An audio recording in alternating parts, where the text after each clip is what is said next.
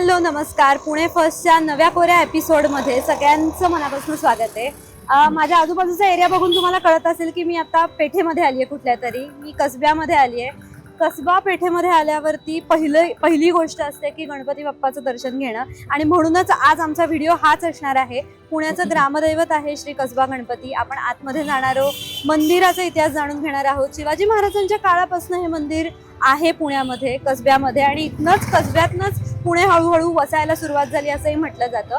पण मंदिराचा नेमका इतिहास काय आहे, आतली रचना काय आहे, काय काय बदल मंदिरात ओव्हर द पिरियड घडलेले आहेत, सगळं आपण जाणून घेणार आहोत, डिकोड करणार आहोत. आणि त्यासाठी आज आपल्याला जॉईन झालेला आहे माझा इंडॉलॉजिस्ट मित्र अमोघ वैद्य. अमोघ, हाय. हाय. तर अमोघ, काय वाटतंय? आज पावसाचं वातावरण आहे, सगळं आपण आलोय इथे, आतमध्ये जाणार आहोत, काय कसं वाटतंय? पुण्यात आलो आणि त्यातही कसब्यात आलो तर कंपल्सरी बाप्पाचं दर्शन घ्यायला लागतं, कारण ग्रामदैवत आहे. त्यामुळे कुठेही चांगलं काम करायचं असेल तर त्याची सुरुवात त्याला सांगून करायची असते असं पुणेकर मानतात. त्यामुळे आपण पण तेच करूयात. तू पुणेकर नाहीयेस? मी पुणेकरच आहे. आता माझा जन्म जरी धुळ्याचा असला तरी गेली खूप वर्ष मी पुण्यात आहे. ठीक आहे, सो मग जाऊया आपण आय गेस आतमध्ये.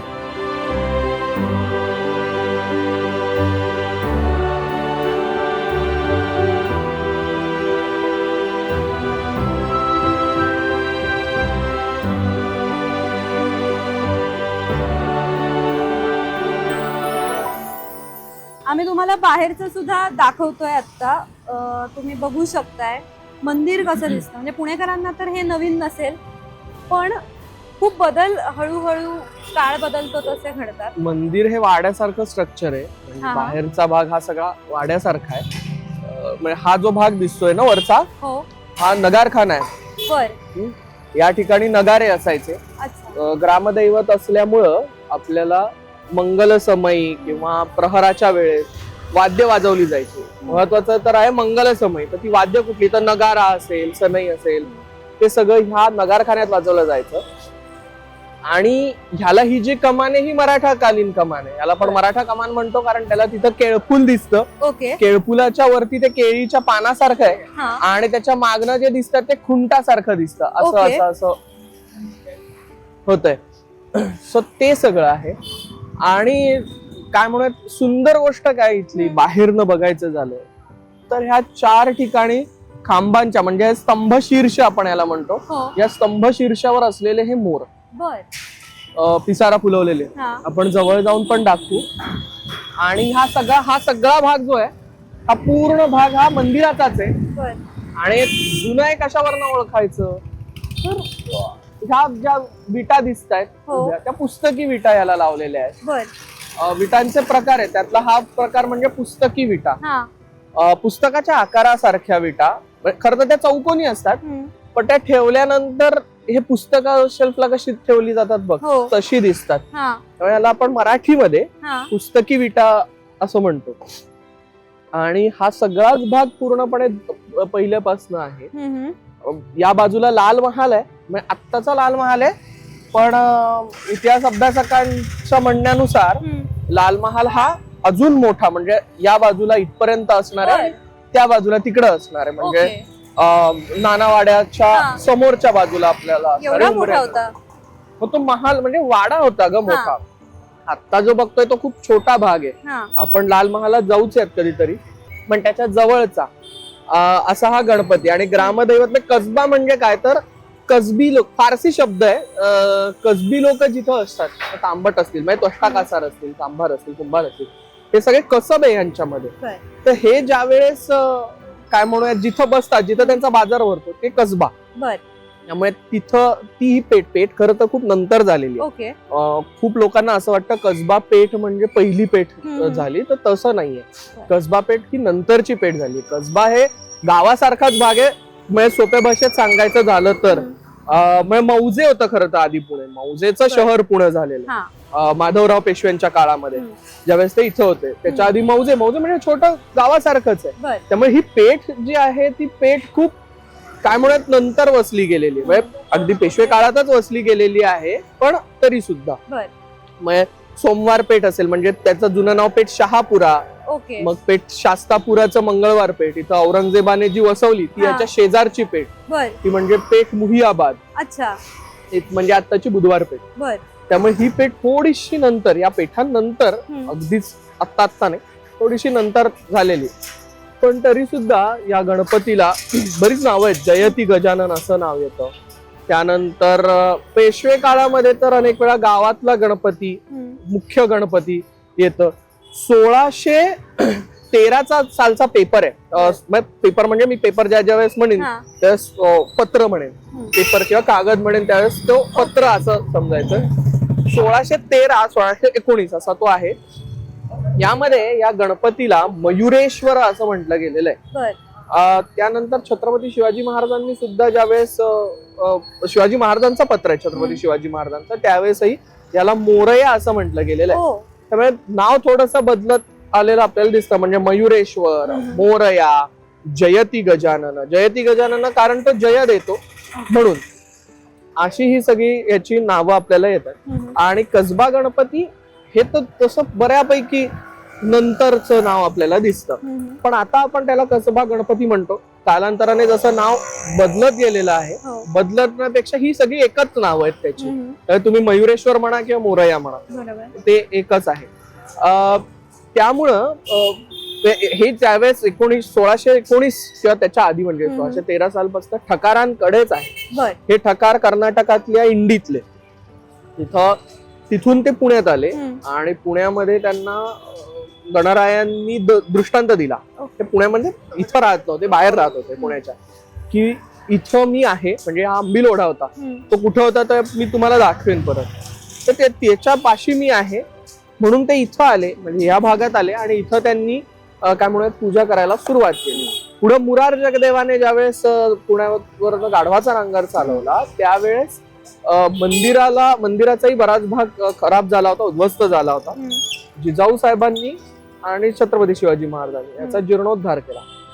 आता तू म्हणताना म्हटलीस, पण मूर्ती एकेकाळी म्हणजे काय तर 2025 पर्यंत, मध्यापर्यंत त्याला आम्ही अनघड शिळा म्हणायचो.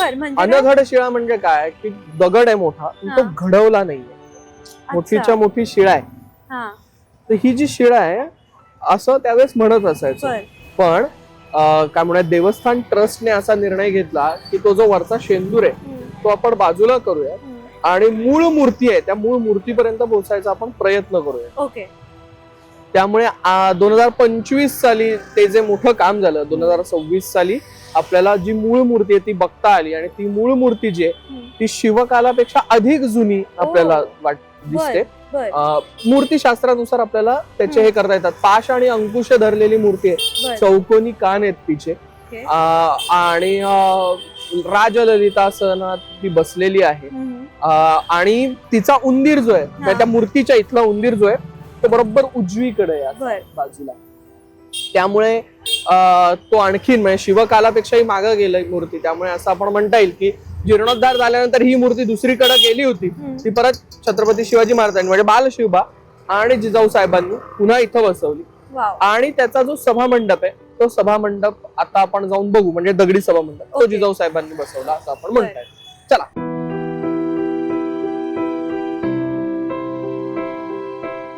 मंदिर बघितलं तर हे त्याच पद्धती म्हणजे ह्या ओवऱ्या आणि मुख्य मंदिर हे असंच केलेलं आहे. त्यातलाही हा जो भाग आहे हा जिजाऊ साहेबांनी आणि छत्रपती शिवबांनी म्हणजे बालशिवबांनी बांधलेला आहे. थोडस यादव काळासारखंच मंदिर त्यांनी बांधायचा प्रयत्न केला. म्हणजे हे मंदिर आणखीन जुनं असणार आहे आणि त्याला त्याचे खांबही पडले असणार आहे असं आपल्याला अंदाज येईल. आणि त्यानंतर जे बांधलं गेलंय यादवकालीन खांबांमध्ये हा चौकोन असतो खांबांच्या मध्यभागी, वरच्या बाजूला खरं तर उलटा नाग असतो, तर सुलटा नाग आहे. सो त्या ह्याच्या जवळ जाणार थोडस स्ट्रक्चर हे या 1630 नंतर पुण्यात आल्यानंतर त्यांनी बांधलं. आणि आपण जी मूर्ती बघतो त्या मूर्तीचीही पुन्हा प्राणप्रतिष्ठा केली आणि मुळात ती ठकारांकडेच विश्वस्त म्हणून ठकारांकडेच लावली. ते आज तागायत ते ठकारच सांभाळत आहे. इकडे पण ही जी भित्तीचित्र आहेत ही पण ही जुनीच चित्र आहेत नाहीये, की- नाही, ही संगमरवरी आहे, संगमरवरावर कोरलेली आहे, ओके. जुनी नाहीये, नंतरच्या काळातली आहे. बर. मी जी म्हंटल तिकडं बाहेर ती ही कमान आहे, ह्याला मराठा कमान असं आपण म्हणतो. बर. ह्याला हे केळफुल आहे हम्म. आणि हे पान आणि हे खुंटासारखा आपल्याला दिसतो. सो हे केळफुल दिसेल त्यावेळेस ही मराठा कमान आहे, बर. हे आपण लगेच ओळखायचं. त्यानंतर मंदिरामध्येच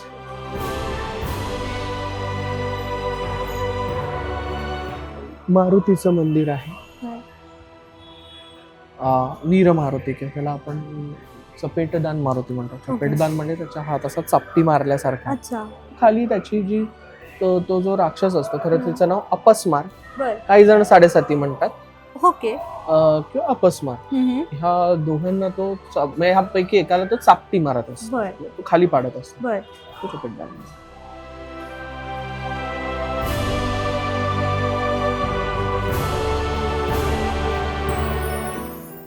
हे बघ, हे वेगवेगळ्या कोणांमध्ये आहे. हा. या गणपतीचा जो सगळ्यात जुना उल्लेख आहे हम्म. तो मी म्हटलं तसं निजामशाहीतला आहे. 1 जानेवारी 1614 सालचा तो काय म्हणूयात पत्र आहे. म्हणजे दिवाबत्ती, शेंदूर, ऊद असं गणपतीला दिलेलं आहे. आणि विष्णुभट ठकारांना ते सगळं दिले. मी म्हटलं तसं विष्णुभट ठकारांकडे ते सगळं होतं. पुरंदरे दफ्तराच्या 3ऱ्या खंडामध्ये ह्याचा उल्लेख येतो. नंतरचा आहे पुरंदरे दफ्तर, तरी सुद्धा ते म्हणजे गणपती जुना आणि आजूबाजूला भेंड्याचे आवार होते, म्हणजे विटांचे सगळं आवार होतं. आणि जिजाऊ साहेब आणि शिवाजीराजे त्यांनी हा गणपती पुन्हा व्यवस्थित बसवला असं येतं. गणेशोत्सवाच्या काळामध्ये पेशवे ज्यावेळेस होते पुण्यात, त्यावेळेस इथे दारूकाम केलं जाईल. दारूकाम म्हणजे फटाके उडवणं, भुईनळे उडवणं असं केलं जाईल. ह्याला काय म्हणूयात, अक्षता ठेवल्याशिवाय कुठलंही महत्वाचं कार्य केलं जात नसे. एवढंच नाही तर काय म्हणूयात, आत्ताही म्हणजे तू बघशील तर आता पटकन कुठले मुहूर्त नाही आहेत म्हणून, पण ज्यावेळेस मुहूर्त असतात त्यावेळेस इथं आलात तर इथं अशी ती लाईनच असते जवळपास की प्रत्येक गणरायाला पत्रिका वाचून दाखवायची. हे आपल्याकडं म्हणजे अजूनही पुण्यामध्ये होत असतं, सगळे करतात. तर असं हे मंदिर आहे.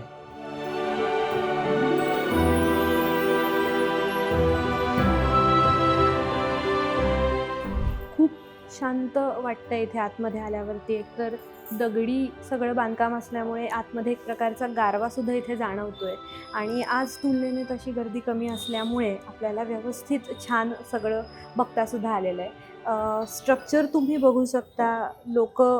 लोकांची ये जा सुरू आहे मध्ये मध्ये.